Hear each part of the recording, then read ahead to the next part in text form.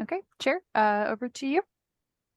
Okay, so just getting started to make everyone aware, we'll be keeping comments and questions to 2 minutes at a time during today's meeting, and Christian and LP will keep track of that.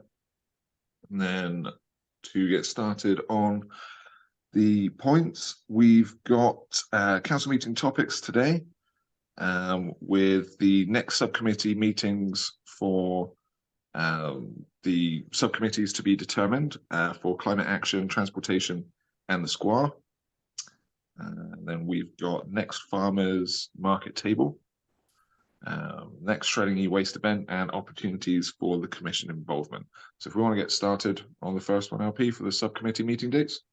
Sure, and we might actually, I'm going to jump us back in the agenda a little bit to do our roll call, and then we'll do our public comment, if that's okay. Sorry. Yep, sorry. Cool, no, you're good.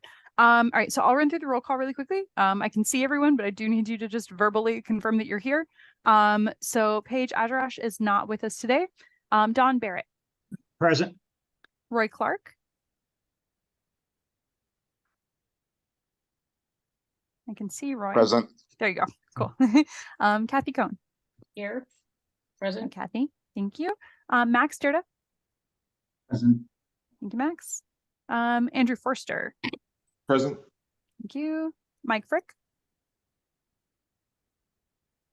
Thank you. Eric Graham. Here. Thank you. Bernard Rotner. Here. Thank you. And Prima Walker. Present. Okay, great. Thank you. That is the roll call, so I appreciate it. And then, Chair, should we move to acceptance of the agenda? Yes, please. Okay.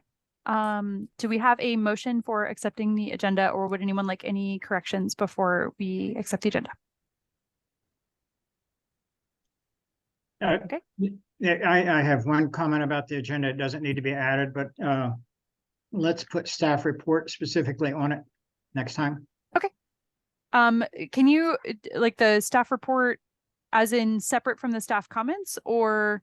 Yeah, as okay. an item after staff comments, because Okay. you have the other two items. So. Oh, got it. Okay. Yeah, maybe that's, yeah, I can list those differently in the future. Thank you. Any other comments or concerns about the agenda? Do I have a motion for acceptance? So moved. Motion. Yes. Okay. And a second? Second. Okay. All in favor? Aye. Aye. Aye. Does anyone Aye. not like the agenda? Cool. Okay, great. Then we can move to public comments, if that's okay with you, Chair. Yep. Okay, great. So members of the public will have 3 minutes to address the Sustainability Commission. We value your input, but pursuant to the Brown Act, we cannot take any action on any items that are not on the listed agenda. So do we have any members of the public who'd like to speak? Okay, Paul, over to you. Thank you, LP.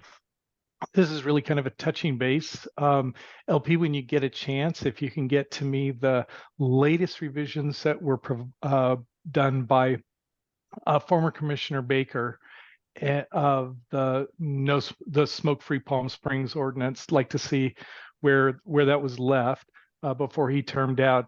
And just reminding all the commissioners, anyone who's any commissioner interested in picking that up, we'd love to work with you on that, bringing Palm Springs closer to being a smoke-free city, especially with multifamily housing. Even the federal government did that nationally over 5 years ago. That's in place, but we don't have that here in Palm Springs, which many other cities do. So it's time for Palm Springs to become another smoke-free city. We've been working on this for years. Ordinances have been written and revised, and it's time to move it forward and go somewhere with it. And we'd love to work with you.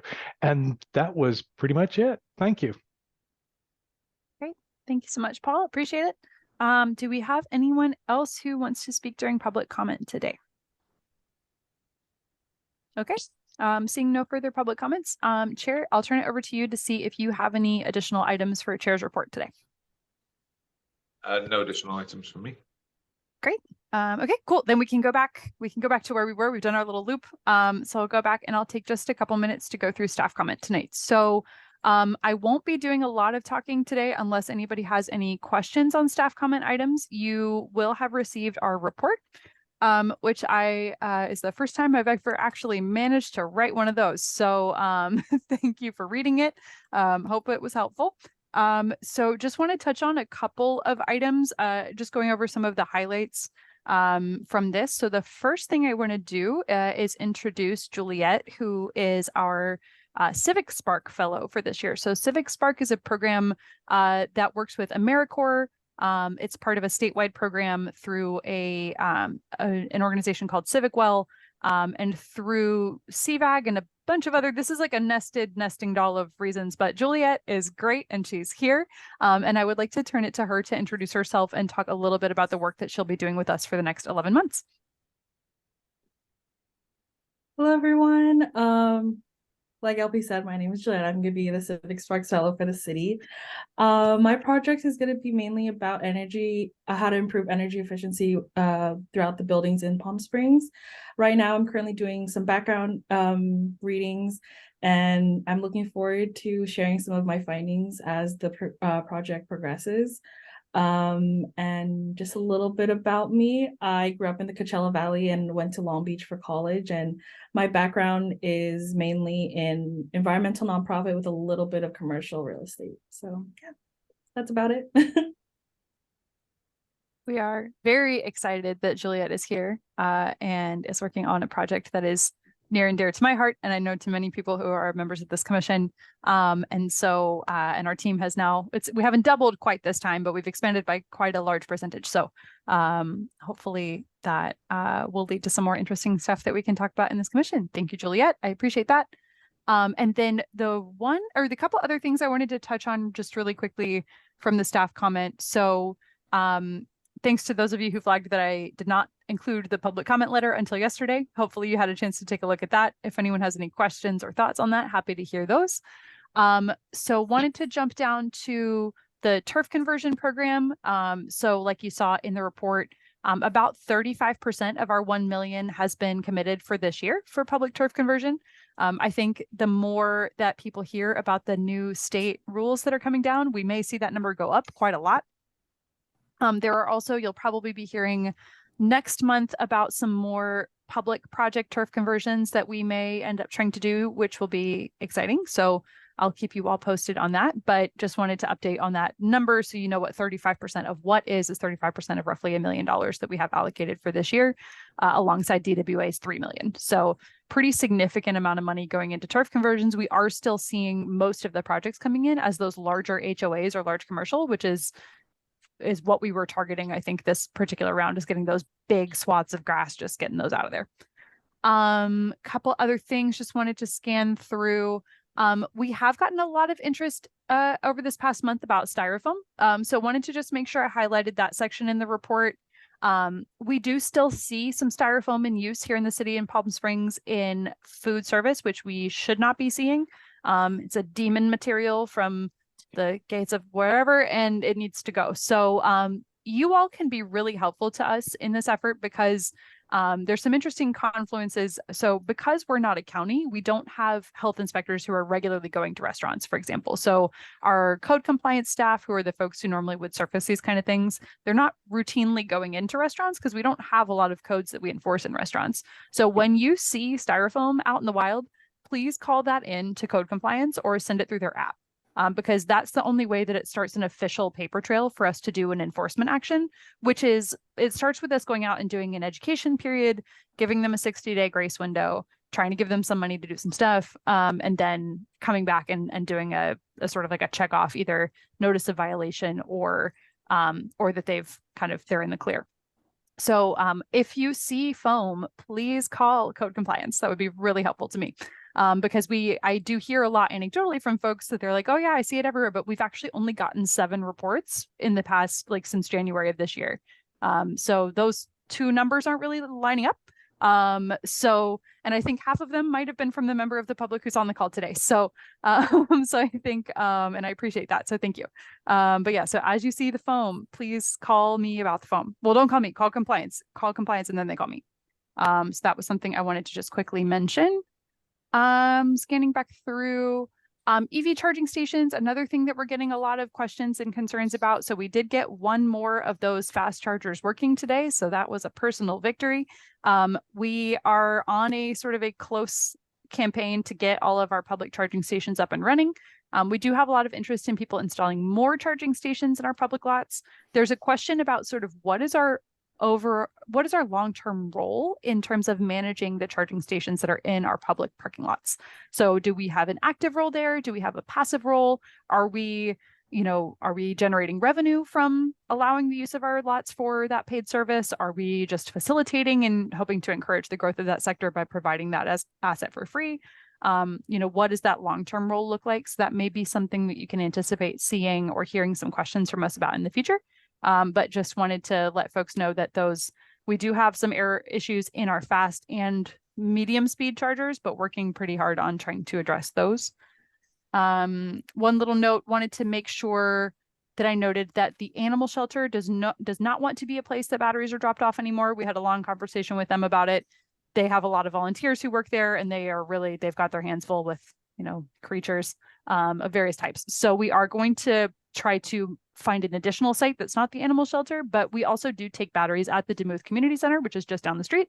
So if you bring batteries there, you should be good. And I think that's pretty much it in terms of the things I wanted to specifically highlight, other than the community garden applications are still open. So if anybody at the Demuth Community Garden really wants to be gardener, let Christian know.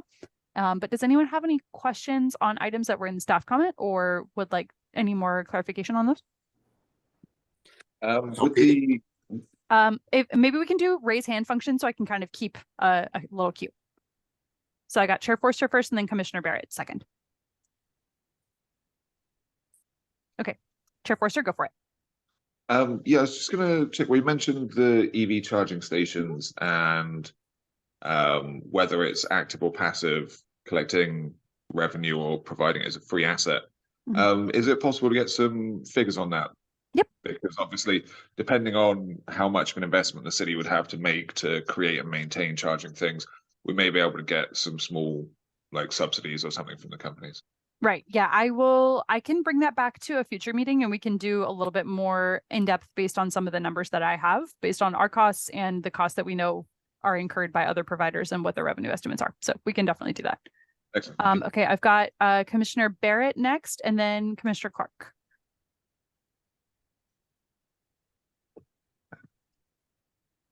Dawn, you want to go? Or do you want me to come back to you? Okay, I'm going to come back to Commissioner Barrett. Maybe Commissioner Clark, do you want to go next? Yes, regarding drop-off sites for batteries, could we add that in a broader sense to the next SCOUR agenda? Sure. Yeah, totally. I think there are some other places that might be considered, so that Sure. might be a good time to discuss it. Absolutely, and a great format in which to do so. So that sounds good. Thank you. Yeah, no problem. Commissioner Barrett, are you back with us? Yes, I realized that I was off. Actually, since Roy said to put it on SCOUR, I'll just leave my comment till SCOUR. Oh, okay, sure. Sounds good. Commissioner Ratner. Sorry, I just wanted a question about the current EV stations that we have. Are those actually owned and operated by the city? So they are not owned by us, but they are operated by us, with the small exception of the very, very old gray mystery box ones. So there's like a couple in the Barristo garage. There's one at the library. Those things, we cannot kill them. They've been there for like over 10 years and they still work. They're slow, but they work. So those we own and operate. The ChargePoint chargers at City Hall and the museum, we have a license agreement. So we're responsible for like the on-site, inspection and things like that. And then we work with a third party to do that maintenance. So we don't own those. In some cases it might be easier if we did, but in other cases it's easier that we don't. So yeah, that's the short answer. Just curious. Thanks. Sure. Cool. Any other clarifying questions or further thoughts? Yeah, Commissioner Jordan, go ahead. Yes. So the batteries, especially the old ones, is there any operating expenses? High operating expense? attached to it or Yeah, related? good question. It costs us about $3,000 a year to do that service. So that's just for the battery recycling service. So we basically buy containers that go to a special battery recycling location where they process those. So that costs about $3,000 a year. And then there's the staff time, which is about 4 hours a month to maintain that program. And is that higher for the older batteries? No, it's pretty much the same. We do have a size limit on the batteries that we can take, so we can't take anything above. We can't take like a car battery, but pretty much anything smaller than a car battery we can take. So it's pretty, but there's not really special, unless it's like a really strange battery like that I've never seen before that I'm not sure what the chemistry is of it. There aren't any extra costs associated beyond just kind of the standard. Cool. Commissioner Walker. Hey, I'm just wondering that you mentioned LP, and I read it in the report that we have 2 garden beds available at the community garden, and I'm hoping if we can get one of the garden beds through Sustainability Commission and I can manage it. I would like to do a demo garden, like my education, what I'm learning about how to garden with mulch and do an integrated garden system rather than what I saw in the garden already. So if we can have one garden bed dedicated to Sustainability Commission, I would like to install a demonstration garden that Gotcha. people Cool. can just look at. Yeah, I would say follow up with Christian and y'all can touch base on that. I don't see why not, but Christian is our garden manager, so I'll defer to him and y'all can follow up offline. But I think Okay. that's a cool idea. Awesome. Anything else? Okay, excellent. Thank you all so much for that. Appreciate it. Thanks for reading the report. Hopefully it was helpful. Chair, are we good to move on to new business? Yep. Okay, excellent. So the first item of new business tonight is trees and shades. So I'm going to turn it over to Christian while I pull up my screen. And Christian, feel free to take it away once I pull the slides.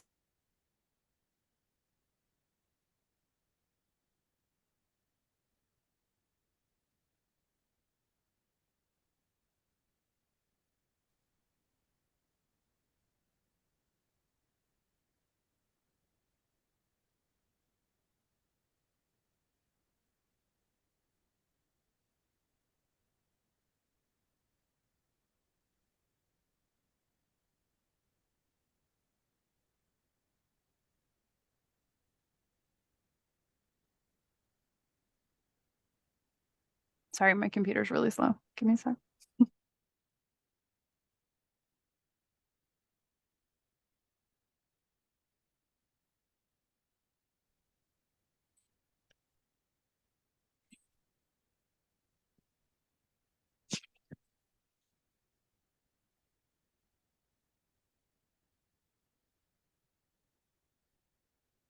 So I would like to bring to the commission, the Sustainability Department would like to pursue the city of Palm Springs becoming recognized as a tree city. So that would entail updating our community tree ordinances so they reflect our urban forestry goals and procedures. So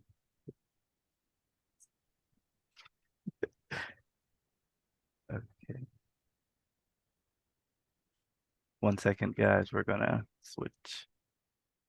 Yeah, sorry, my computer really slows to a screeching halt whenever we've got Zoom. So Christian's going to run the slides from his computer instead.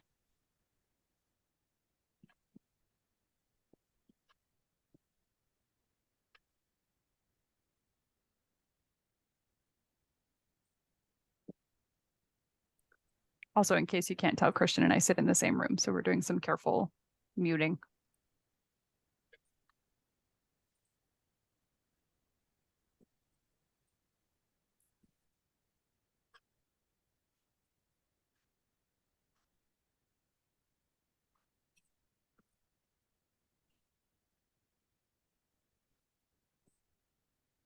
So a little bit of background on this topic. So in 2014 is probably the earliest record I could find about us talking about pursuing this tree city recognition. So we kind of used it as a way to initiate our 2014 urban tree canopy inventory in our urban forest management plan. And so that was approved then. And so we do have a 2014 tree inventory The next time we would see it again is in the 2016 Sustainability Master Plan goals. So highlighted as a headline in this section is becoming recognized as a tree city by 2020, which it's 2023 and it hasn't happened yet. But in addition to this, we have the goals of adopting tree protection ordinances, updating the tree inventory to include private trees in the city, protecting the urban canopy, and planting new trees. And I believe we had a goal of planting 5,000 new trees by 2020, which also hasn't happened. So a little bit about the program. It was started and managed by the Arbor Day Foundation, and it recognizes cities and communities for their urban forestry efforts. So to become a tree city, you must meet 4 standards, which then you can apply for, and applications reviewed at the state level and then by the Arbor Day Foundation. And our state forestry contact is Walter Passmore at CAL FIRE. And then some recognized tree cities in the area. So we have Indian Wells, which is probably the closest to us, which they've been a tree city for about a year. Riverside, the city of Hemet, city of Corona, and the city of Burbank. So the 4 standards that a city has to meet to become a tree city is 1, maintaining a tree board or department, 2, having a community tree ordinance, 3, spending at least $2 per capita on urban forestry, and 4, celebrating Arbor Day. So the city of Palm Springs has completed 3 of the 4 standards. So 1, maintaining a tree board or department, which Public Works manages all of our public trees via their contracts with West Coast Arborists. And then 2, spending at least $2 per capita on urban forestry. And our current approved budget, which was approved in June, I believe, $4,298,000 for citywide tree trimming services. So we're well above what we would need for this standard. And then 3, celebrating Arbor Day, which we've celebrated in the past by hosting tree planting events in the parks and working with local schools to host Arbor Day celebrations. So the 4th one that we have yet to complete are community tree ordinances. So those really have to hit 2 different guides. 1, delegating an authority, and then 2, guidances on tree care, planting, removing, and maintenance. So here is the essential code, kind of like the bare minimum that we would need to get this recognition. So 1, delegating authority over all public trees in Palm Springs, which we do already have, which is Public Works, but it's not explicitly stated in the municipal code. And then the second one would be providing clear guidance on protecting, planting, maintaining, and removing public trees. So these can be things such as establishing a permitted shade tree and ornamental tree list, trees which are drought ready, climate ready, shade providing, establishing a young tree planting procedure, so minimum, maximum tree planting sizes, specifications on placement where you can't plant trees, irrigation type. Another would be prohibiting topping trees or cutting the crown from public trees or street trees. And then lastly, establishing a replacement formula for removing trees. So that could be something like planting 2 trees for every 1 tree removed in a public space or on the streets. So these are some additional codes that I think if we wanted to go above and beyond that we could add. So 1 would be establishing a definition for trees of significance. Those could be trees that are historically relevant, maybe like they're on a historic preservation site, or trees that have been here for a long time or have a huge size, or certain trees that provide an ecological function, such as, habitat for a certain species or protected tree species. And then also lastly, social function. So maybe a tree provides a lot of shade in a high traffic area or area that's really exposed to the sun. And then, so establishing a definition for these trees would then allow us to, restrict the removal of such trees and protect them in certain circumstances. And then some more additional codes, maybe restricting the planting of high water use plant species, prohibiting planting invasive species, things such as strengthening the requirement of street trees, and there's loads of other ordinances that you can kind of, add to this as well. So who would we need to engage with on this? So of course, the Sustainability Commission. But internally, we'd have to work with Public Works since they are the ones who do oversee public trees. And then additionally, Parks and Recs Department, because there are a lot of trees in the parks. And then Planning Department, because they review different landscaping plans and things like that. And then also engineering, because they have to take care of trees that are in right-of-ways or encroachments and things like that. Externally, we would additionally have to meet with the Planning Commission because they do oversee new developments, approving and denying. And right now they do kind of approve whether certain developments can have street trees and whatnot. Additionally, we would have to work with Parks and Rec Commission, Desert Water Agency, CVAG, local arborists, homeowners, and community residents. And then lastly, the city council, because we are adding a new code and they are the ones who ultimately approve or deny, additions to the code. So what would be the benefits of this? So 1, protecting and improving the city's urban canopy. 2, improving shade equity and expanding shade coverage. 3, improving heat mitigation and reducing our urban heat island effects. 4, establishing a citywide landscaping standard. 5, water reduction, which is a little bit more relevant now with the state water cuts. And 6, also in regards to that, this has been proposed as an alternative pathway to compliance for the water cuts by the State Water Board. So if your, community is a certified tree city, it is an alternative pathway. And then also building cooling efficiency. So, trees kind of do passive cooling when they're near buildings, and so that should in turn reduce our energy consumption. So these are kind of the questions that I have for the commission. What kind of community engagement do you think this topic would need? And then the second would be, how would we go about naming trees of significance? Would that be something that you guys would want to do? Or is that something that the community should together decide? Or is that something that we should leave for the internal departments?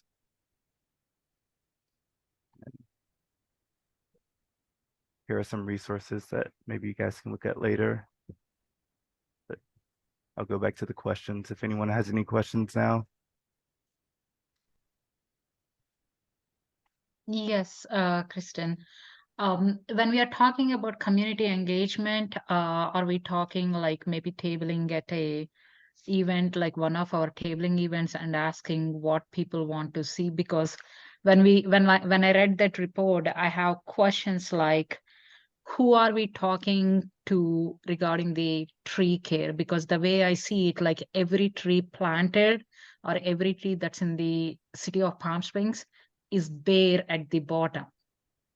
So that's a rule of thumb for sustainability, that you don't leave a tree planted bare on the ground, because it needs ground cover. It needs some other companions that can sustain the tree in the long term.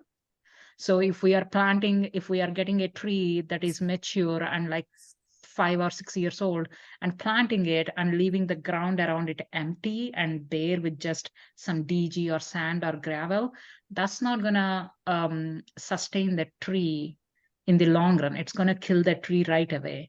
And my another question is, like, since we have the budget and everything, are we supposed to plant only mature trees, or can we plant trees that are 1 year old? Because I don't want to plant a 10-year-old tree and expect that to survive the next summer without overfeeding it. It's like we have to feed it with fertilizer and everything. I feel like we are overdosing trees with fertilizer when we plant a matured tree.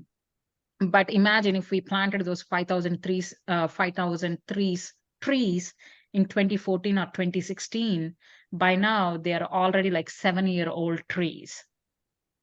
So I can kind of talk to you, or these are the questions I have. Like, do we have to plant a mature tree, or we can plant a 1-year-old tree that gets stronger with time and age in the city and lasts longer?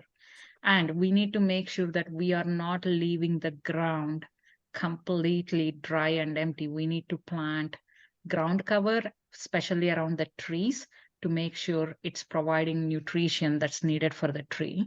So those are my main 2 questions.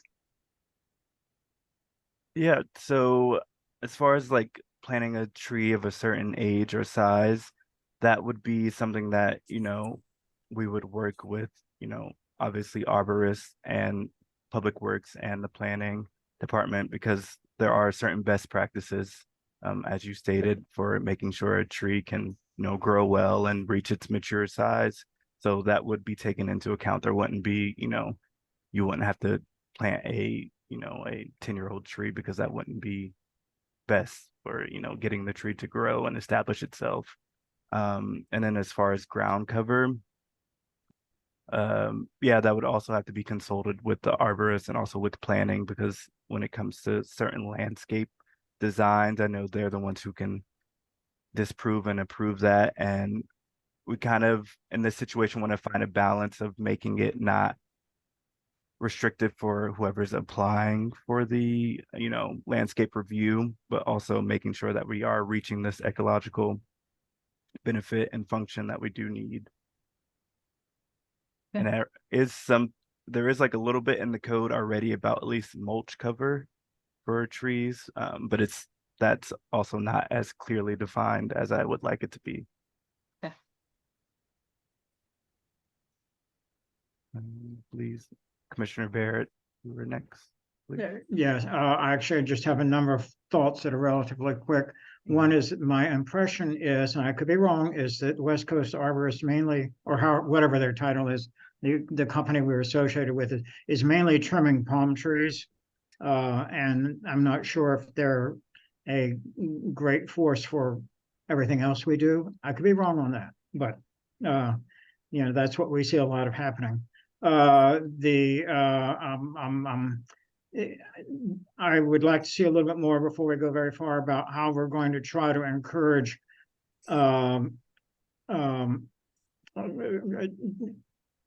I'm creating a new word, tree activism, in HOAs and private homeowners who are using it on their easements along their streets and things like that. There was quite a bit in your written document that sort of suggested that we were going to be active with HOAs. So that's one concern.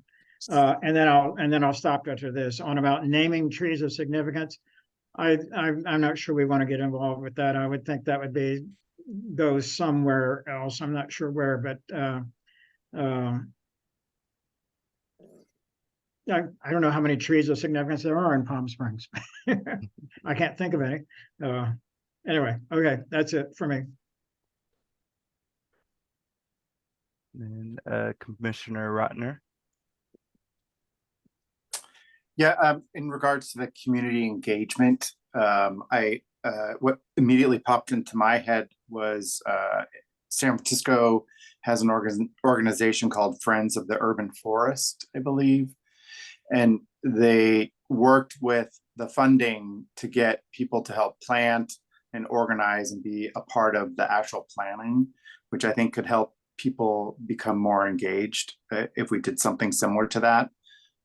You're working with city employees and potentially HOAs to learn about why it's beneficial to plant these trees, and then engage them and actually have people help plant the trees and have a big, I think that's kind of in line with the Arbor Day events as well. But I think it's a great way to promote community engagement for something to look at as the Friends of the Urban Forest.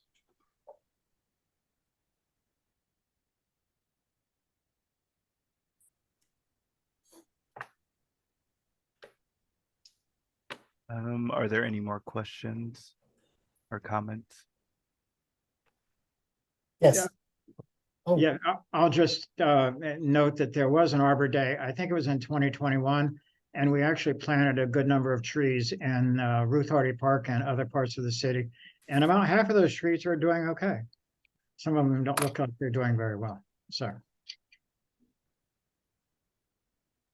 I think we have Commissioner Graham and then Commissioner Cohn. Yes, just recently I found out through our landscapers that Hurricane Hillary actually brought in a disease in some of the trees. And we've had to remove a couple on our property already. And the landscapers have actually talked about this, and they were actually going to send me the specifics on it. I have as of yet to get that. That's one thing. Christian, great job. Thank you. I guess there needs to be more of an outline, and in my opinion, I should say more of an outline of what West Coast is actually doing, what their role is, basically an outline of actually the specifics of what they can and can't do, and what the city has actually, I guess, contracted to them to do through the years that we need to take the next steps on in order to move forward. Does that make sense? Yeah, that makes complete sense. And then we would be able to go forward to outreach within the community in reference to, I mean, the tree significance stuff, and possibly, I guess it would be spending some money in reference to that outreach in order for that to happen, and make sure the engagement happens between West Coast sustainability and the community, and start setting up a regular Arbor Day project for all that. That's where I'm thinking that where we start with and get more details, because that would be starting with West Coast and what they're doing. Yeah. Where they're at. I do know that we've got quite a few different projects also going on, like Demuth, in reference to what they're doing and what are their plans are, and what are the future plans for us to actually use the Arbor Day in the parks. Since Don was already talking previously about the stuff that they've done, where was that, and that we could grow off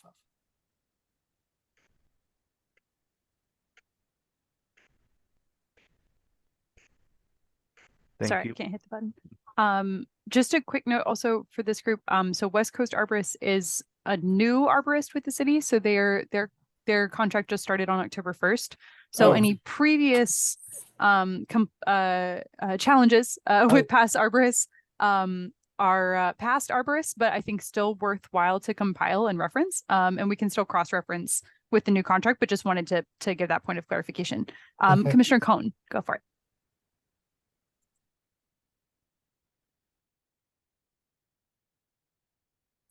I'm thinking that there are a lot of residents that will not know anything about the science that's involved with this selection of trees. And it seems to me that we're going to have a really concerted and targeted kind of process for raising the issue and understanding of how much the climate is related to what grows, and people can't just plant what they think is beautiful, but they need to, we're going to have to do a lot of education, I think, in that realm. I guess that could be part of the arbor, but you don't want to just do it once a year, because people are going to go to Home Depot and buy their pots and go put them in the ground and not really understand what impact they might be having on the climate in general. Thank you.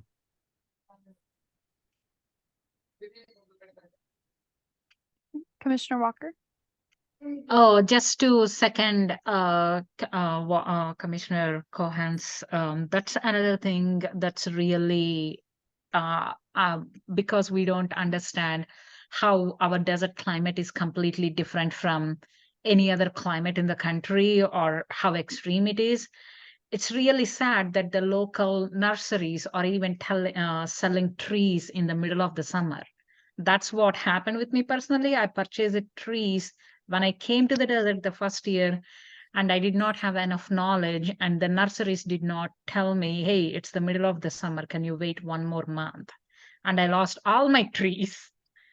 So I think that education part is really important. I'm just thinking, is it there is one website called growvalleyorganic.com. I will share it in the chat notes right now. They have list of the trees and the varieties of the trees that are specific to our zone. If we are looking at a USDA zone, we are in 9B. But if we are looking at Sunwest, we are in 13.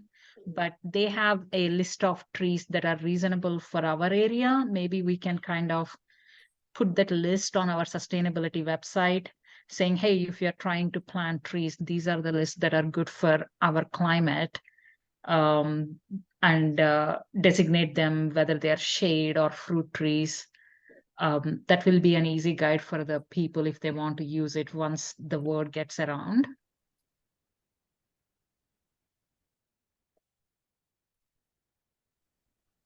Thank you. And just one comment. So as far as like a tree list, we are trying to put a comprehensive list together because there are like some nuances like our climate, but also we just found out the other day that certain trees that are good for our climate aren't good for how much wind we receive. So some break easier than others. So that is in my plan, is to hopefully put together a comprehensive list that kind of helps, maybe you shouldn't place those trees, near a house or near a street or certain things like that.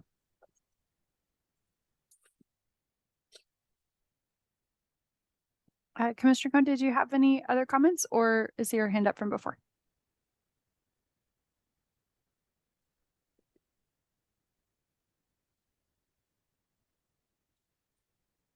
No more comments. Okay, cool. We'll go to Commissioner Joda.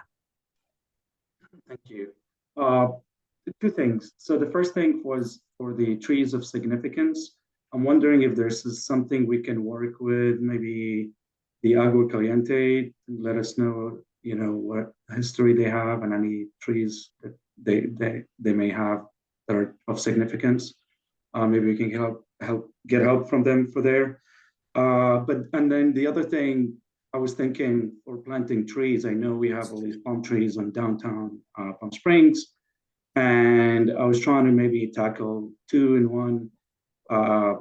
issues to maybe create some shades by building trees. I know we do have all these trees, but maybe find a place, for all these new trees to maybe actually also use them as shades to provide for people, or maybe help with maybe the city during the summer, where maybe tourism can go back and people can go to downtown because now it's more shaded, stuff like that.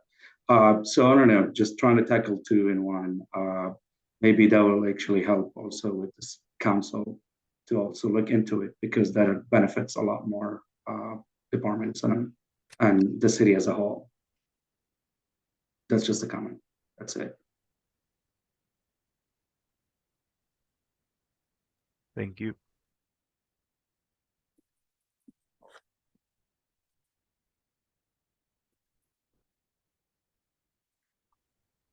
Okay, oh, yep, Commissioner Barrett, go ahead. I have to remember to unmute. I would suggest looking at Las Vegas and their policy. They seem to be doing very well in terms of their water conservation efforts. And so they maybe have some very good policies about landscaping and things like that.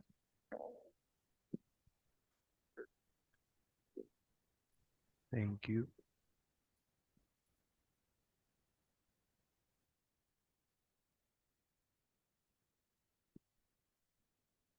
Okay. Anybody else? All right. Thank you all so much for the great feedback and adding to our outreach list, and think about the trees of significance and some additional things that we can think about. Christian, we'll turn over to you if there's any closing comments you have.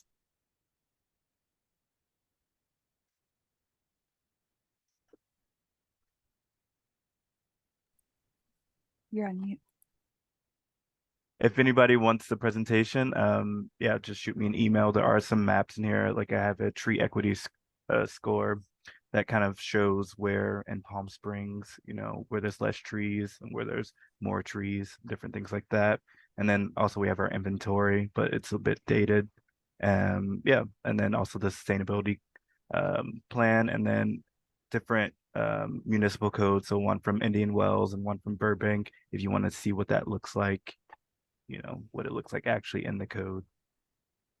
That's just my closing comments.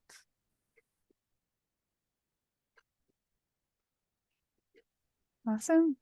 Thank you so much. Okay, and thank you, Commissioner Walker, for sharing the link in the chat. We'll make sure that gets added to the notes as well. Great. Okay, so we are moving right along today, folks. The famous last words. I think I said that last meeting too, and we all saw how that went. So I want to turn us now to a slightly more interactive exercise. So I'm going to ask actually if one of the members of our team might be able to share their screen for this next exercise, because my computer is very slow when I try to share my screen. So if one of you might be able to pull up the board, that would be super helpful. And then here in a second, I will send a link to the group. I can share the screen, LP. Cool. Thank you. What That do you works too. Actually, Commissioner Walker, since you're going to be interacting with the screen, I might see if Christian or Juliet might be able to do it, but I'm going to go ahead and share a link in the chat. So we're going to do a group activity. So I hope everybody's excited. So I know we've talked a little bit as we're a new commission about some of the different interest areas that the commissioners have, and some of the different ways that you might want to get involved and how we can start to structure our agendas going forward. So if we were going to be in the room, we were going to be up moving around the room, looking at sticky notes and voting on things on the board. But since we are on the computer, we're going to do this a little bit, you know, the sort of 2020 whatever way. And so thank you, Christian. I appreciate that. So if everybody could just click on the link in the chat, and I know if you're on your phone, it may be a little bit tricky. So we'll be able to talk you through this, and I have a backup plan for those of you on the phone. So you can just listen through the instructions for now, and then we can go to the backup plan here in a minute.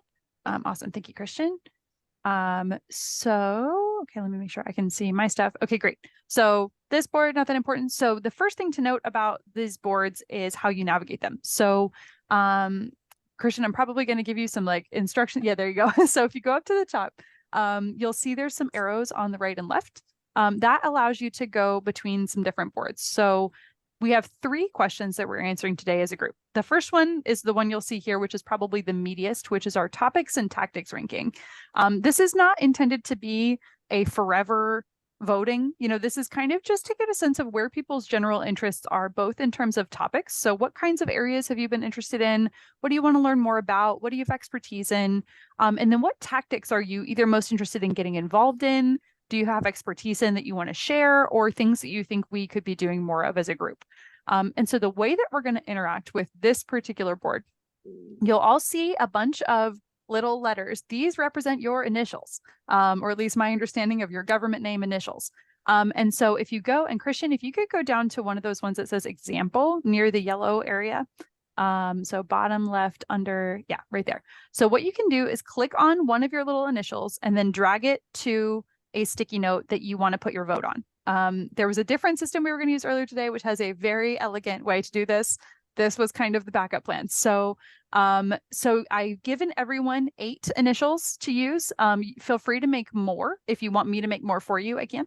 And if anybody is not able to interact with this, either you're on your phone or it just doesn't work for you, maybe just put in the chat what your preferences are, and we can make sure to assign those for you. So this is a way for us to kind of understand who's into what kind of interest do we see a lot of. If you want to put all of your votes on one sticky, you can. So you don't have to use all your votes, just kind of move some stuff around just so we can get kind of a sense of what people are interested in. If there are any topics or tactics that you don't see here, you can create an additional one and add it. So Christian, if you could go over to the left sidebar, on the 4th icon down is a little sticky note. So if you click that 4th icon, it gives you the opportunity to add a sticky note. So you can just type whatever in there and just add a new one. I would just ask that if you're going to add a new one, just put your initials by it so we know whose idea it was. So this is board number 1. Does anyone have any questions about board number 1? And we'll come back to this and give everybody a minute to think it through. Sorry, go ahead, Commissioner. how do we actually do it? Oh, yes. So you see your little DBs at the top, you're kind of the top center there. You just click on one of those and just drag it over. Oh, I think we lost Bernard. Bernard, I seem to see you in the waiting room again. Sorry, I am Oh, on it's my okay. tablet. Oh, okay, got it. I'm- Okay, cool. I'm going to my That makes Neelan, sense. so I can. Gotcha. I was sorry. just like, do we have an imposter Bernard coming into the room? Because I was like, I No. definitely see you. It's me causing okay. trouble. No, all good. No, you're good. Okay, so Commissioner Barrett, did that answer your question? No, my No. cat, Okay. my cat got a hairball at the same time Oh, you were no. trying to explain everything, so I sorry. missed that. Okay. Yeah, let me give you one more. So you see at the sort of top center there, the DBs, those are your initial votes. So if you hover your mouse over the DBs and just click on them, on one of them, you should be able to drag it over to one of the notes. It's not happening. Not succeeding. Oh, it's not working for Kathy either. Okay. No. They don't move at all. Interesting. Okay. So let me see. I wonder if, so I'm able to move some of yours. So I'm wondering if maybe I just spread some out a little bit. It might make it easier to grab onto them. Mine- So you see how some of those are kind of moving. Yes. They're kind of drifting Oh, around. you're So maybe moving try. me. Okay. Yes. So maybe try grabbing onto one of those ones that's a little bit farther. Also, if those aren't working, you can always go over to the left sidebar and make a new text box. So if you see the second from the bottom, there's a little T and 4 dots over there. You can just click there to create a new text box, and you can just type your own initials and move that wherever you want, in case that's easier. That, You can also just tell us where you want them to go, either in the chat or verbally, and we can assign them for you. okay. So maybe, I know, Commissioner Clark, I know you're on your phone. Would you like to go ahead and tell us like roughly where you might want to allocate your votes to, and we can move those for you? Yes, I feel handicapped by No, you're okay. And this working is on my also, phone. we can come back to this in the future. You know, we're going to digest this after the meeting. This is not, you know, a sort of a live exercise where we're going to have all the answers right now. But Commissioner Clark, are you able to see the topics on your screen? Yes, Okay. Do you have a sense of where you'd like to put some of your preferences? And we'll just go ahead and take care of that for you.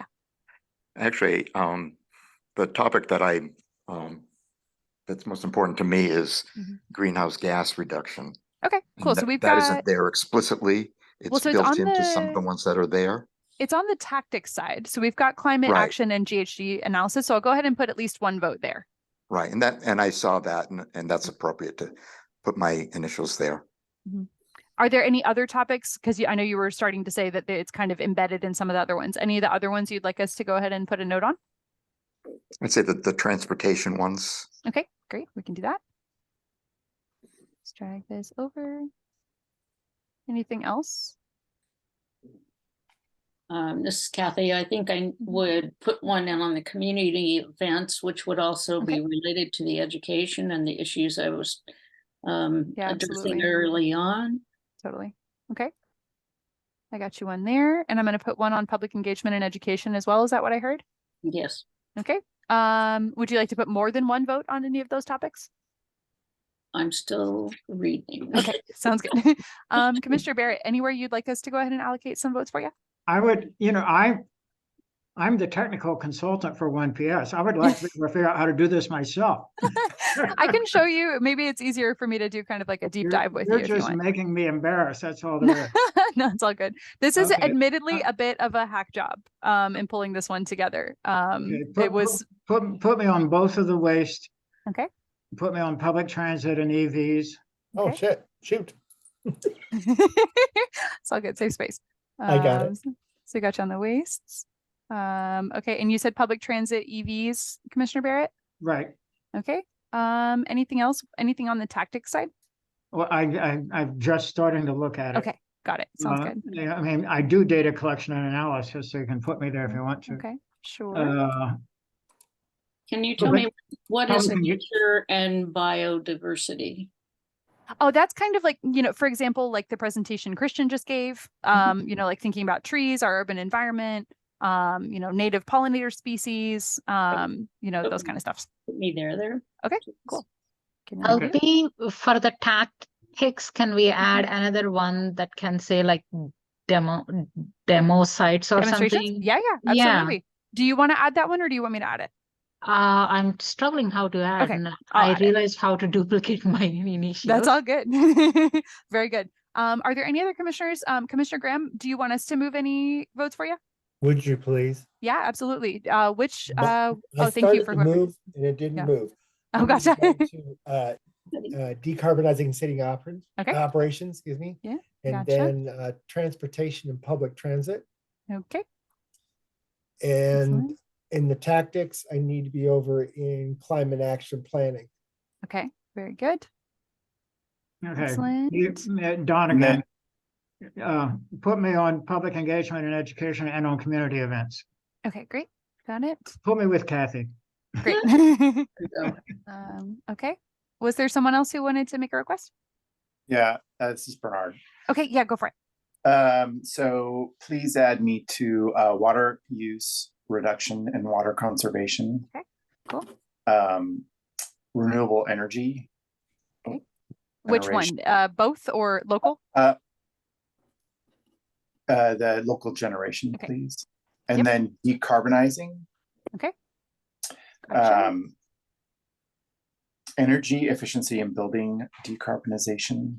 Okay. Public transportation, transit. Yep.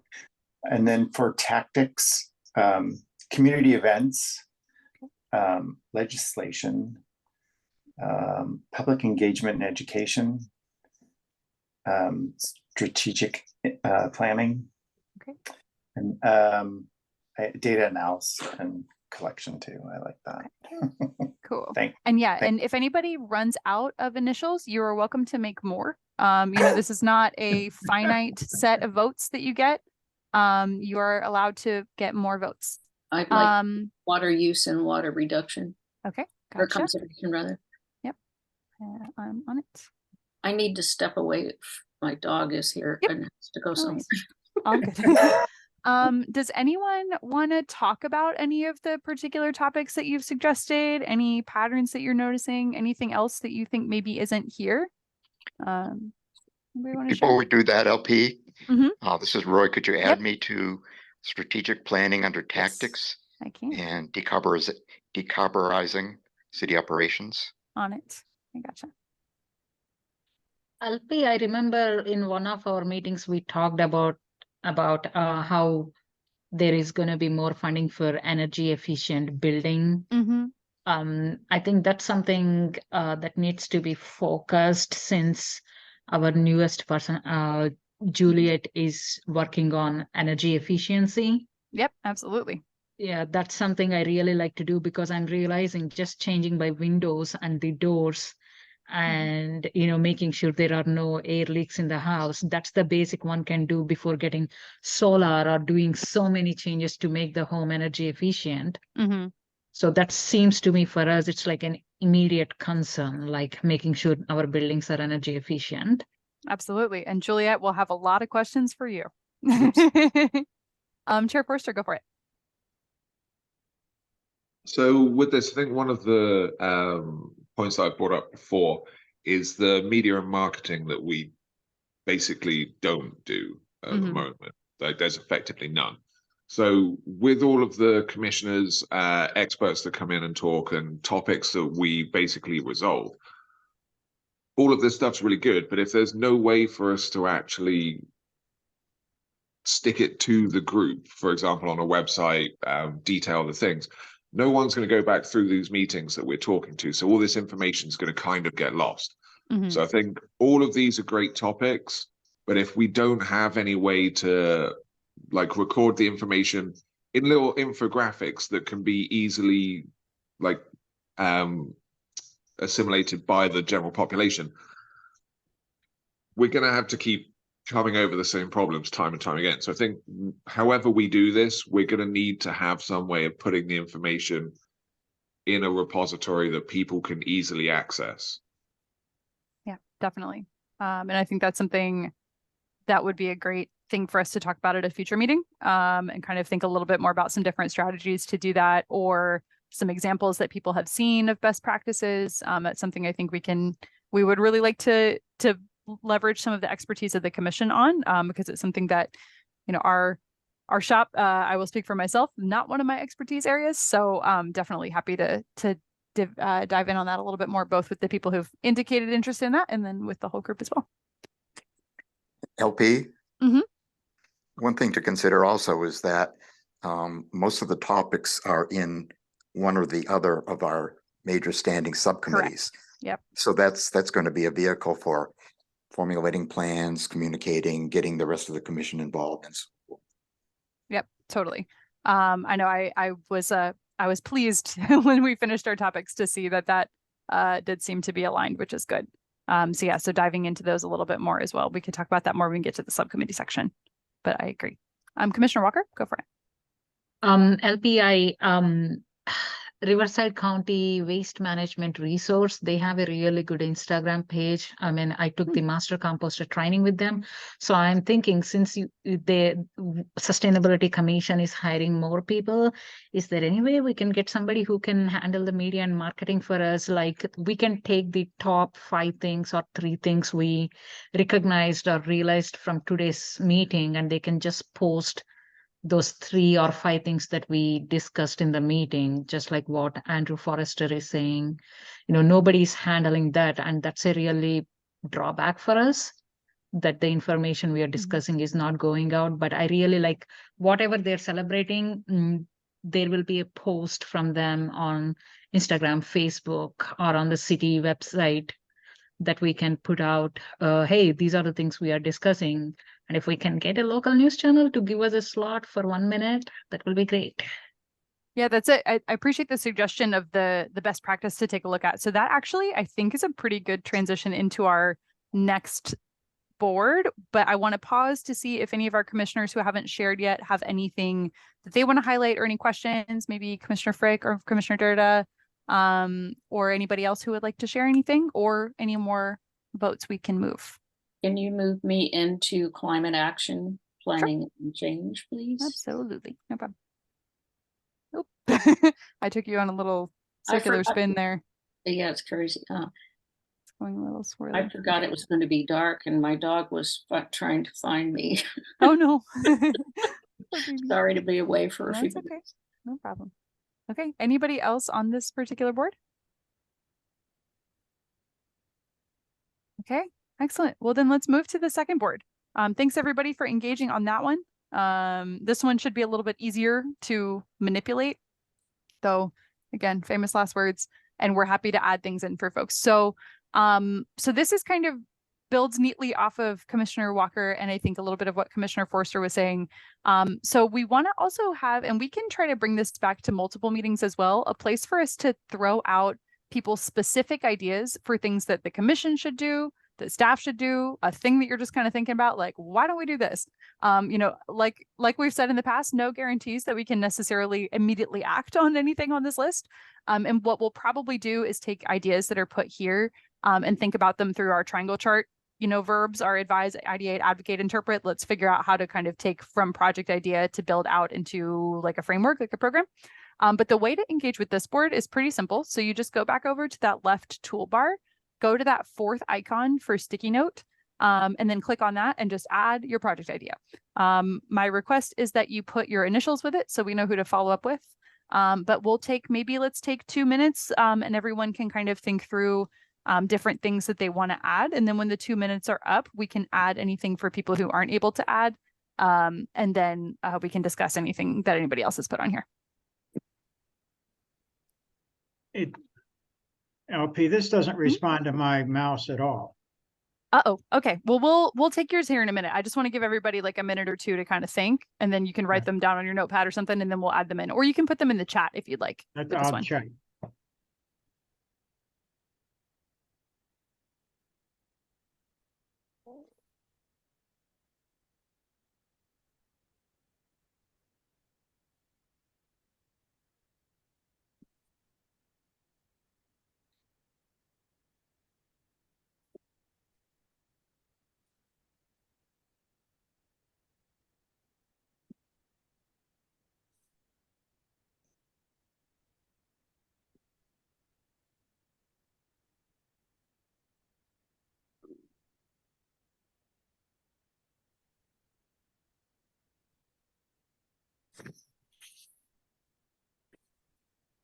And you'll notice that sometimes when people add new notes, they get on top of each other. So you should be able to find them underneath after you drag them around. You can add mine. I just put it Yep. in chat. I'm adding it right now.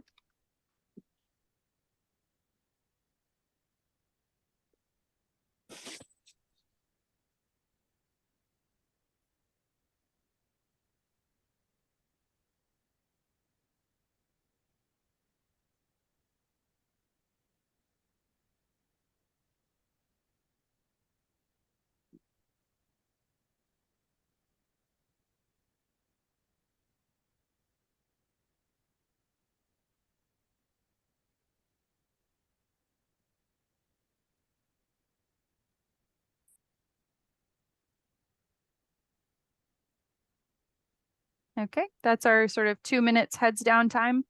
Does anyone have any other things that we can add for you in your project idea sticky notes?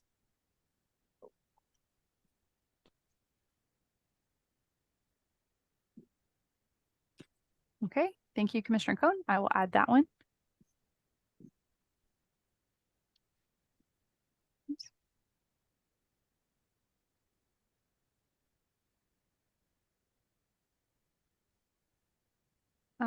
Okay. Anybody else? Commissioner Clark or Commissioner Graham or anybody? Okay. I'm gonna pick on a couple people to just tell us a little bit more about theirs, just in the spirit of discussion. Commissioner Frick, do you want to talk to us a little bit about noise pollution and bird strikes and kind of what sparked your interest in some of these things and things that you think we might be able to do? Yeah, the first one is about preventing bird strikes on windows. And the reason I became involved in that is because Palm Springs, as we know, has a lot of seasonal bird populations traveling through Palm Springs. And we've all heard that sickening sound of a bird thumping on the window while we're doing something in our house. And I personally had a hummingbird run into our window and die on the patio. And so that sent me down a project of investigating how to prevent bird strikes on windows. And so I ended up talking to the preeminent expert on preventing bird strikes and coming up with some ideas of how to do that. And there's a lot of cities in the United States right now working with the Audubon Society to prevent bird strikes. And I think Palm Springs can be one of those cities. Awesome. Thank you for sharing that. Yeah, actually, my first project as a legislative director was bird-friendly buildings legislation in New York. So oh, that's fantastic. Experience with. And I agree. I hate that sound. It's the worst. Yes. Anybody else want to share anything about any of the topics that we haven't discussed today? I know I'm seeing a couple of things that we've talked about in the meeting, which is great. Any other items that anybody wants to highlight? I would like to know about that field trips. Oh yeah, Commissioner Cohn, do you want to talk about that a little bit? Maybe any ideas that you might have? Well, I was just thinking, just as I was suggesting the notion of knowing what works and what doesn't work in what season, and learning more about that. But if there are some of the, for example, the community gardens or the composting things, or HOAs that have maybe need help also in terms of coming to an understanding of what's best for that a large group that is consolidated into one community. Just things like that. I think if you can see that how things are working well for people in the ways that they are trying to preserve water, or any of those things. I just think of it, the sharing, when you talk to other people, it helps you think through that, and then you can go and help someone else. Awesome. Thank you for that. Yeah, I think that would be a good opportunity for us to do that. On that We can do note, virtual ones too. Yeah, go ahead, Commissioner. On that note, LP, I visited, as part of my composting training, I visited the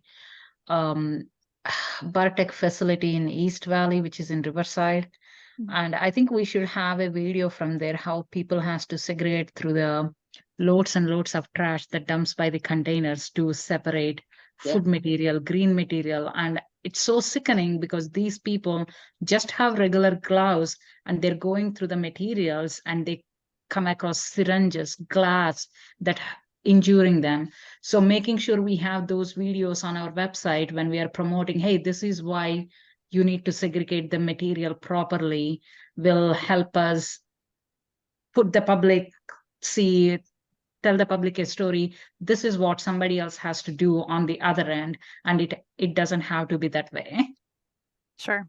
Yeah, no, I appreciate that. I mean, the sanitation worker is actually the most dangerous job in America. So I appreciate the focus on that as well. That's the material we can share. Commissioner Barrett, go ahead. Yeah, just a second, what Prima just said, when I did a tour up to Burtech, it was before you were with us. That was very informative, just going up to Burtech and seeing what they're doing just in general. So sure. Yeah, it's also on our field visit agenda as well. So it's something we can definitely look into. Awesome. Anything else? Anybody want to share anything? Yeah, Commissioner Clark, go ahead. To add to what Commissioner Barrett just said, I think he was talking about the field trip that we took to the Edom Hill Burtech facility. Yeah. Several years ago, the commission also went to the material recovery facility near Ontario. And that was very enlightening because it showed how recycled materials are handled. And I think impressed upon me at the time the importance of communicating to people what things that they should recycle and what things that they can't recycle. And that's something that at the time, at the last minute, we opened it up not to just the commission, but to people from various neighborhoods, and a few people did come. Cool. That's great. I put those in our examples list. If I can get this sticky note in the right spot. There we go. Awesome. Okay.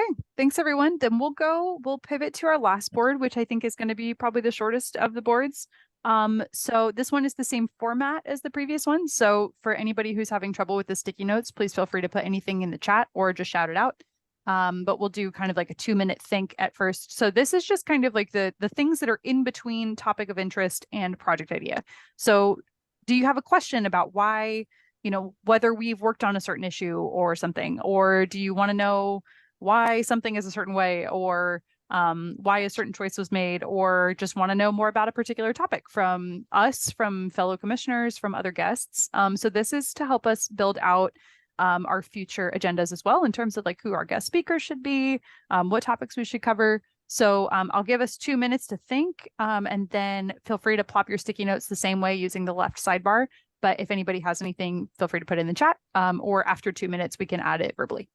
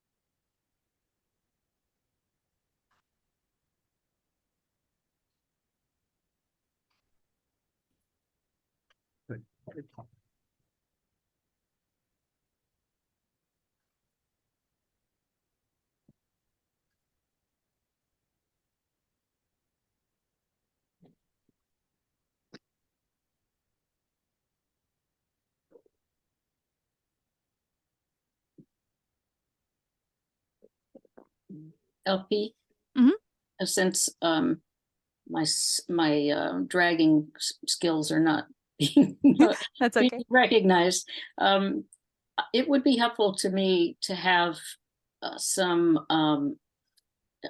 a table or a chart with all of the acronyms, or Sure. not all of them, but the most important and the most frequent ones that are used. Sure. Absolutely. I'm adding that now.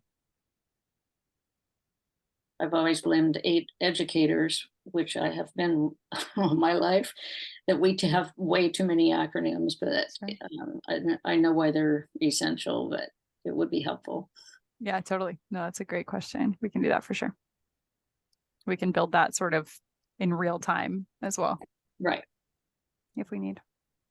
Awesome. Is there anybody else who'd like us to add any questions for them? Who's not able to use the stickies?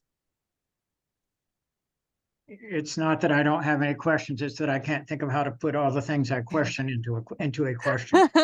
That's fair. Yeah. Hey, Lindsay, I was typing and can't type fast enough. That's okay.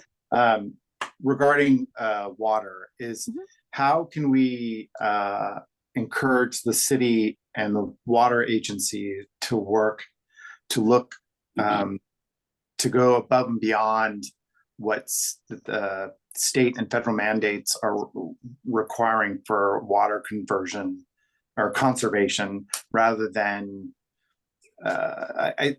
in reference to the letter that the city wrote, is there are a lot of things that we could be doing that we could meet the needs, sure, conserve water. So how do we look at it from a different lens, I guess, totally. and work to continue? I have some ideas, but how do I share those ideas? Are they worth it? Or, I mean, is that our role? Sure.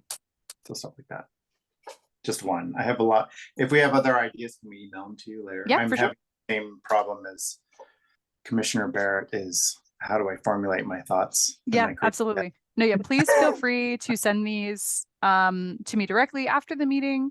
For Brown Act reasons, I can't let people continue to add to this after the meeting, because this has to be sort of a public document, but you can email me direct. You guys could be theoretically having a secret meeting on the Jamboard if I send it to everybody. So, but you can email me directly and I'll continue to compile this. We'll revisit this in the next meeting as well. And if there's more things that have come up, we can kind of keep this, as a usable tool if we would like. I see Commissioner Clark, do you have your hand newly raised, or is that from last time? It's from the last time. Okay, got it. No worries. Commissioner Barrett, go ahead. Well, one question is how to use this board. Sorry. but don't answer that. There's a number of things that come up regularly. This is a question to the commissioners. There's a number of things that regularly come up in the LA Times or whatever else that are significant that we should be able to share. How are we going to share that? There was an article just today about artificial turf and how it's contaminating the earth. We had the artificial turf discussion a while back. How do we share all these things that come out in the news? Good idea. I guess that's the question. How do we share all the stuff that comes out in the news? It's a question to commissioners. That's why we need a designated social media person, Commissioner Barrett. So we can just, I mean, that's really true, because you read an article, I watch some news, but we are not involving with any kind of media except reading and watching and understanding for ourselves. So I think having a designated person, someone where we can, hey, I would like to meet you for half an hour and I would like to record this short video, or maybe can we have a talk show where every month we are talking about these things over radio or something? That is what we are missing. We are having all these beautiful ideas and coming up with solutions, but there is no way we are putting it out to the public, and nobody want to sit down and watch a 2-hour meeting on YouTube. Really? I mean, except us, except some people, they want fast, short, and quick videos. Okay. Yep. Well, I would say in the short term, a Brown Act compliant solution is feel free to email those to me and I can send out a weekly summary. So if there's anything that people are finding really interesting, feel free to send those my direction and we can test that out and pilot it and demo it to Commissioner Walker's suggestion just to the group. We can use that as a starting point, but I think some of these issues of kind of keeping up the public drumbeat are probably worth us diving into further in either a commission meeting or potentially a subcommittee meeting. I don't know, because these issues cut across most of the subcommittees. I don't know. We can discuss at our next meeting kind of how we want to handle some of the top issues and top tools and tactics and stuff, and we can think about that. And then Commissioner Rotner, I think you raised a great question about how we sort of share and advocate for some of those different ideas. I think, let me think on that a little bit. And we should also think on that as a group, because I think there's different formal processes, but also informal processes, because the formal processes sometimes are so fast that by the time you get to the formal process, there's not really that much room for like making, changes or adapting or adjusting to new information, which is why I think our letter, the way we wrote the letter, was very specific to kind of speak to some, allowing us a little bit of flexibility in certain pathways in order to be able to provide some of the climate mitigating measures that we think we want to still use water for, and not having the rules be very specific to not allow us to decide how we want to use our limited supply of water. So it's like, we want to be able to keep a public pool because we think that's important. And maybe if everybody else is getting rid of their pool, we'll need a second public pool. But if the water rules are so strict that we can't open a second public pool, then that might be a problem. So, that's kind of like more the angle we were trying to take there. Really hard to say that in a one-page letter, but, was that the right time to share that suggestion? I'm not sure. So I think, let's think on that a little bit more. That also could be something that participating, and I know we talked about this a little bit in maybe the last meeting or in the orientations, having different commissioners who are kind of liaisons, whether that's formal or informal, to some of those other bodies. So like DWA board, we've traditionally had a commissioner who sits in on their meetings and participates as a member of the public. Some of the CVAC commissions. So maybe that's something we can revisit as a future meeting as well, if there's anybody who's interested in taking on one of those roles. LP, what is CVAC? Oh, sorry. CVAC is the Coachella Valley, late night brain, Association of Governments. So it's our regional government, kind of the group of all the cities in the Valley who works together mostly on transportation issues, because roads cut across all the cities. But they do have some environmental things that they do and a couple of other programs that we interface with. Thank you. Mm-hmm. Anything else anybody wants to share? Anybody want to highlight something? Cool. Thank you, Chair Forster. I appreciate that. Thanks for the reminder. And I'll go ahead and send you over the list of their meetings. If anybody else would like to receive that list, just let me know and I can make sure to send it to you. Anybody else wants to share? How can I get when you're sending the email, I'm not seeing any other commissioners' email. So if I want to get in touch with them, So that's technically a Brown Act rule that I can't send an email that shows you guys everybody's email addresses. I believe I'm able to send you a contact list. I have to confirm that with the clerk's office, because I actually I asked about that a little while ago and they said no, but I think maybe I asked the question funny. So there are because that basically is a way that we generally prohibit the sort of side meeting or linear meeting. You remember from the training, like all those different ways that meetings can happen. So technically I'm not allowed to share a full list, but I may be able to share individual emails with folks if people want to get in contact with each other individually. Okay. Or the next time we have an in-person meeting, you can just ask and you won't tell me. Okay. That makes sense. Is it LP? Sorry to interrupt. Sure, yeah. Just to join on from that, one of the things that could solve that is if, similar to these sticky boards, if there's some kind of forum where the commissioners can pose questions to each other. As far as I'm aware, from my Beaumont time, that would be Brown Act compliant, because all of the messages would be available to the public and recorded. Sure. Yeah, let me verify that with the clerk's office, because I'm following the logic there. That does make sense to me. So let me just verify that. That could work as well, where if we just kind of maintain this as like an open board that members of the public could also access as well. If they wanted, I'd have to probably figure out a version where we would manage the permission of who's able to post. Because right now, technically anybody who has this link can add something to it. So I'd probably have to figure out some sort of permission-based system, but let me look into that further. Okay. Anything else from anybody on this? Okay, excellent. Well, that is it for this exercise. I appreciate everybody's willingness to jump in on a new technical tool and try something out. This is really helpful for us as we're kind of trying to understand what everybody what everybody's looking at, what everybody wants to learn more about. So we'll do some little crunching on our end. We'll come back with probably like a little chart showing where the major interest areas lie, and we can start to analyze some connections there and use that for future meeting planning. So I appreciate it. So we can go ahead and probably stop the screen share. Thank you, Christian, for helping with that, because otherwise we would still be trying to go through the first board if it was from my computer. Okay, so the next item that we have on the agenda is our subcommittee report outs. So I'll turn first to Commissioner Barrett, who can give us the report from the Standing Subcommittee on Waste Reduction. Okay, hold on. Am I vocal? Yes, I am. Okay. You are. I sent out a what's called a subcommittee report. We're going to start doing this every month after the committee meets. It's fairly straightforward what is there, where we are with composting through PSDS and how that's working.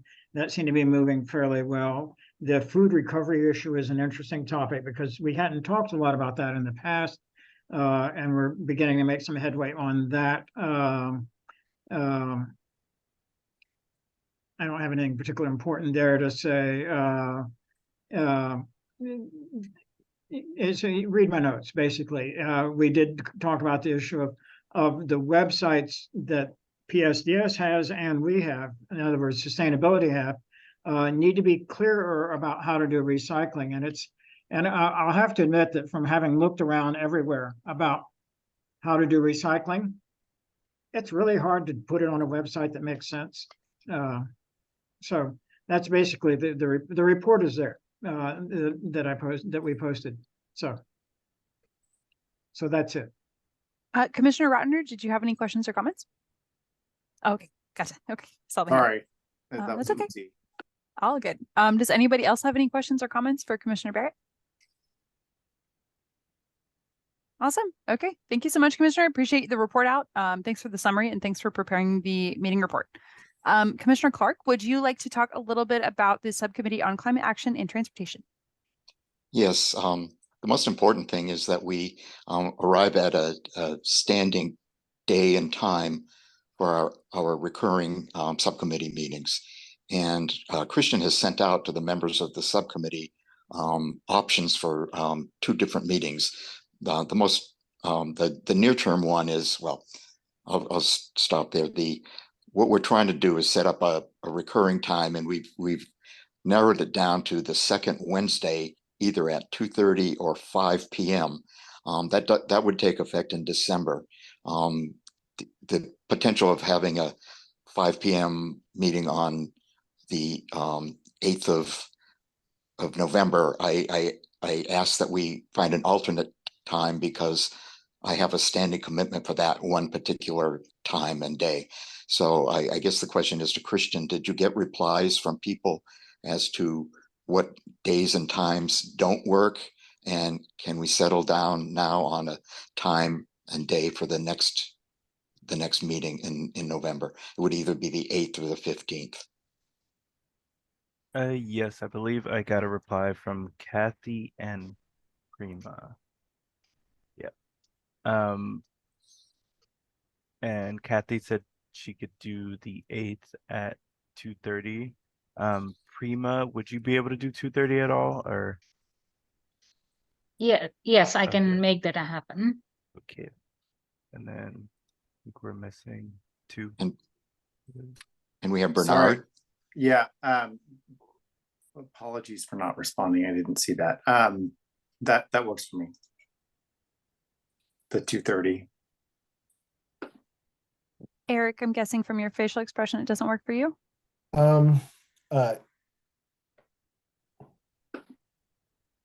Wednesday, November 8th at 2:30 in the afternoon, 2 p.m. in the afternoon. Is that correct? 2:30. 2:30. 2:30. I will make it happen. Would the future Wednesdays work though at 2:30? Wednesday, but they don't work at 2:30. It's the deal. Okay. That's my issue. Well, then maybe we can take the question of the recurring meeting time to the meeting on November 8th. And so maybe the group can kind of let's do that. Divide and conquer at that point, if that works. The important thing is that we know when the first meeting meeting. is going Yep. to be. And it sounds like we have an Yes. agreement. Right. That's a good point. Okay. So the only other thing I'd like to add is that I'd like to start out by leading the subcommittee and bringing people up to speed on what planning had been done relating to climate action, specifically what's in the climate action roadmap. And I think in preparation for starting of the new commission, LP sent out links to certain documents, and the two documents that are important for the first climate action subcommittee meeting would be the climate action roadmap and the vulnerability analysis. So if you don't have the links, perhaps LP or Christian could send those out as soon as possible. It may take some time to read those documents before the 8th of November, but that will be a good starting point to see what's been discussed. And I think the processes that we talked about earlier will be quite, the boards will be quite applicable to the subcommittee as well, in terms of determining priorities and determining what questions can be answered and so forth. So I think that's a very good process. But the main thing is for the first meeting to have some background on what's been written about and discussed before, and then we can go from there. Commissioner Barrett, do you have a question? It's not, it's actually related to Scour, so I don't want to interrupt unless Roy's done. I'm done. Okay, it was just Scour. It says to be determined somewhere. That was because I didn't know if I was going to be in town in November. Scour, I will be in town in November. Scour will continue to meet on the first Thursday at 2:30 of every month. Great, thanks, Commissioner. So one note from me. So as you guys saw, I think in the staff comment, because we are currently a commission of 9, this does alter our Brown Act majority number, which unfortunately does impact the number of people who can be on a subcommittee at any given time. I've got a question out to the clerk's office to see if they plan to appoint new subcommittee members and what the timing would be for that. It may mean that our subcommittees, which currently, I think actually due to the attrition, Scour is okay, because I think the people who left were Scour members. So that one we may actually even still have room for someone to join Scour potentially, because I think that the 2 people who left were both Scour members. So that means we're at 3, I think. So if somebody wants to join that one, we still have room, but it does mean that potentially the Climate Action Subcommittee, which has 5 members currently, might have to have someone maybe kind of like sit in the waiting room effectively until we get a 10th or 11th commissioner appointed. So that's something I think we can revisit at the meeting, because I don't have that clarification back from the clerk's office yet, but just wanted to share that for the group just while we're tracking those numbers to make sure we stay compliant. So I can share that out once I have an update with the group.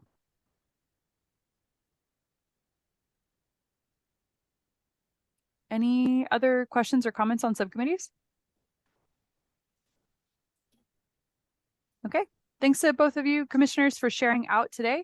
We'll continue moving on that front. And then that actually takes us to basically the end of our agenda. So we're now in the commissioner comments and upcoming agenda requests. So this is when each commissioner has 2 minutes to provide thoughts on future agenda items or other commission-related items of interest. For the sake of facilitation, I'm just going to go down my alphabetical list by last name. Feel free to say I have no additional comments if you want, but I will give everybody their 2 minutes in order, starting with Vice Chair Barrett. You are first on our alphabetical list. Sorry. Nothing else from our previous discussions. Okay, great. Thank you, Vice Chair Barrett. Commissioner Clark, you're next. I have nothing else to add. Okay, cool. Commissioner Cohn. I have nothing to add. Okay. Commissioner Deirdre. Sorry, nothing to add. Okay, no, you're good. Excellent. Lost my alphabetical order. Chair Forster. Yeah, I'd like to look at a future topic where we're getting either some funds or time to get the website updated so we can include infographics and just basically record all the expertise that we're putting together. Otherwise, Sure. it's lost and pointless. Yep, that makes sense. I will add that to the list. I will also share that the city is going through a strategic communications audit that started this week. So hopefully we'll have some recommendations back from that in about a month. So I'll work with the comms team to see if they're planning on having anything that we should include in that conversation, because I'll confess to not being fully familiar with the entire scope, but if it's relevant, we can bring that to the table. And if not, then we can have the conversation about our website and our digital presence in general. Excellent. Great. Thank you so much. Anything else? Nope. Okay. Cool. We'll move to Commissioner Frick. Nothing to add. Okay. We will move to Commissioner Graham. Yes, I do. Sure. Ready? Yeah, I'm ready. Okay. Go for it.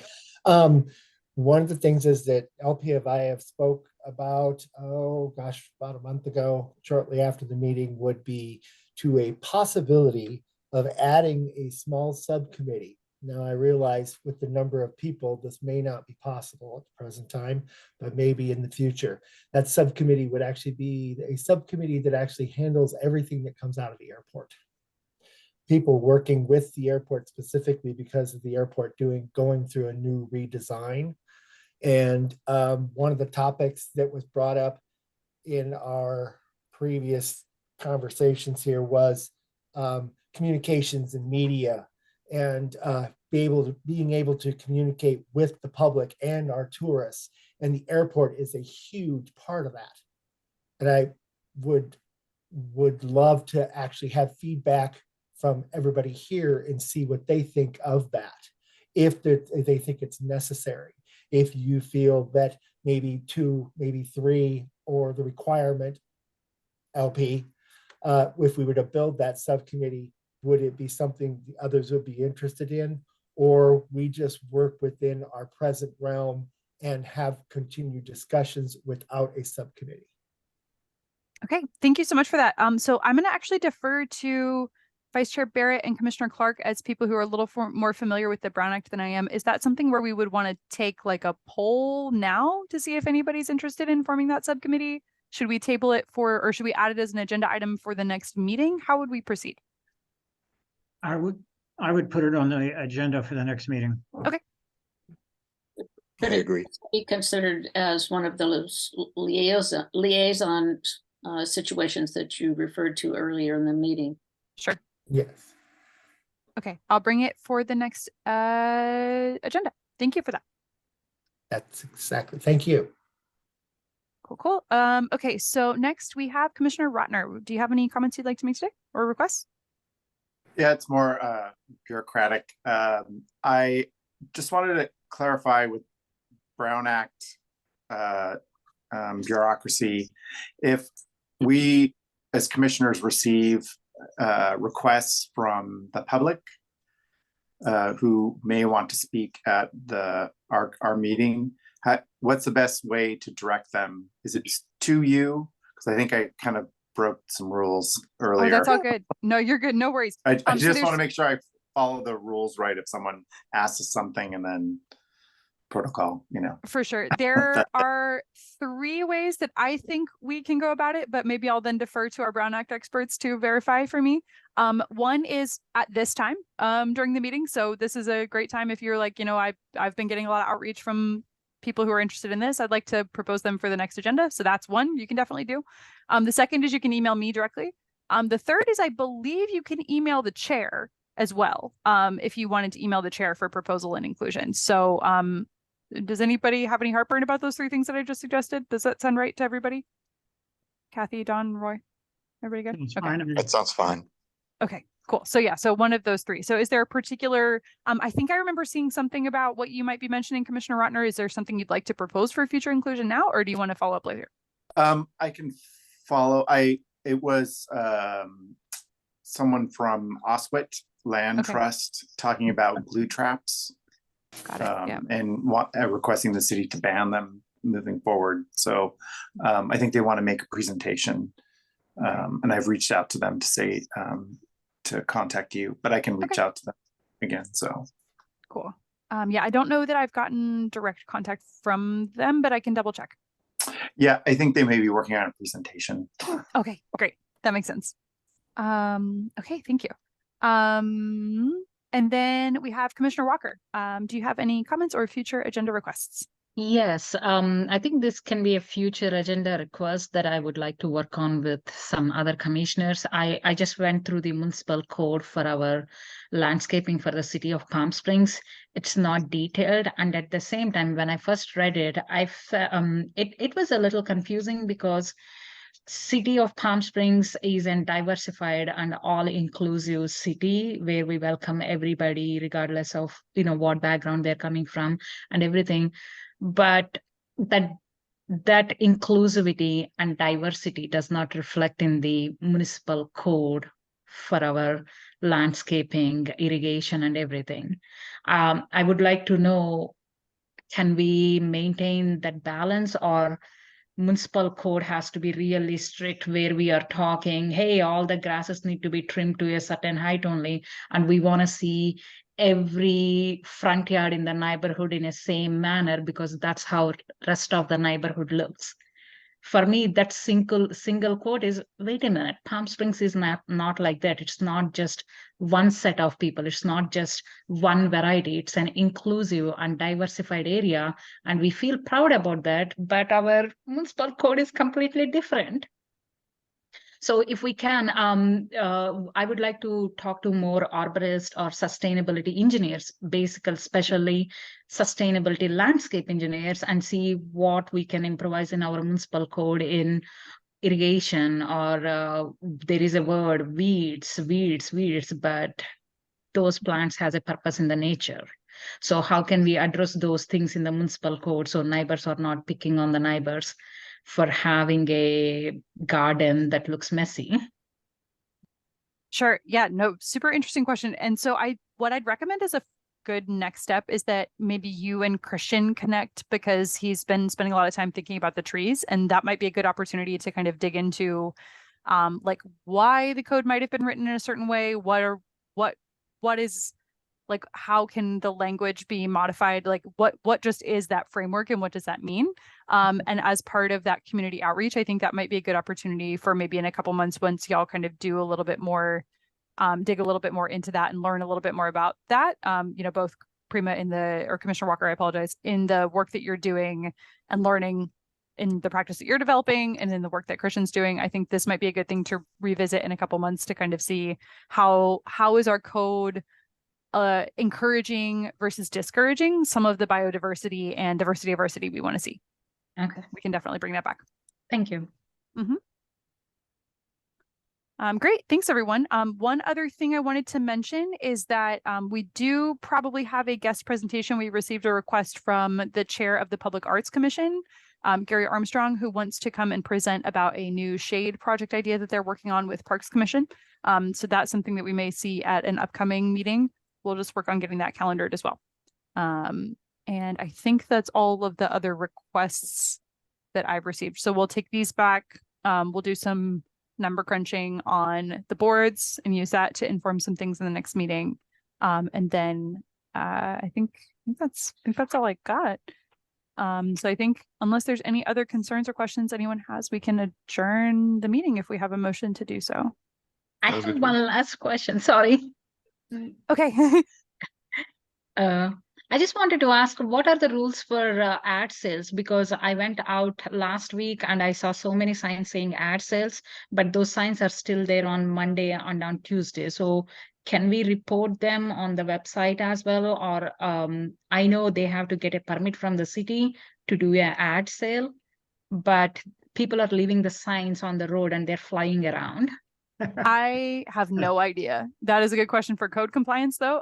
Commissioner Barrett, seems like Commissioner Barrett may know. That's code compliance. Yeah, Contact code compliance. Code compliance.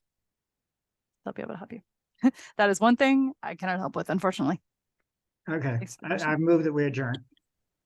Second. Okay. Any objections? Okay, then we'll adjourn today at 7:19. Thanks everyone for the time today. Let me go ahead and stop the recording.